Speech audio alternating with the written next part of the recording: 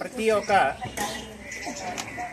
ఇంట్లో కూడా ప్రతి ఒక్కరు ఎవరైతే 18 సంవత్సరాల నుంచి 70 సంవత్సరాల ఉన్న ప్రతి ఒక్కరికి కూడా అకౌంట్లు అనేది కలిగి ఉండాలి, బ్యాంక్ అకౌంట్లు.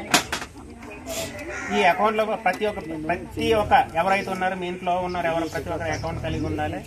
ఈ అకౌంట్ అనేది దాంతో ముఖ్య ఉద్దేశం అకౌంట్ అనడం వల్ల కారణం ఏంటంటే మనం ఏంటంటే అందరము కూడా ఎప్పుడు ఇలాగ ఉంటామని అనుకోలేము.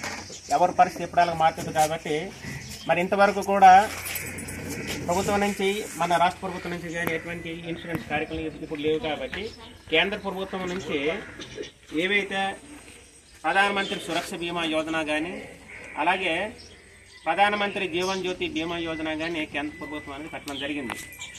ఈ స్కీమ్ ఎలాగొస్తుందంటే ఎవరైతే అకౌంట్లు కలిగి ఉంటారో ఆ అకౌంట్ కలిగినటువంటి ప్రతి ఒక్కరు కూడా ఈ 2 బీమాలకి నమోదవుతారు.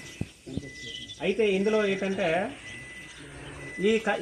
ఇందులో నమోదైనటువంటి ఎలాగంటే 18 సంవత్సరాల నుంచి 50 సంవత్సరాల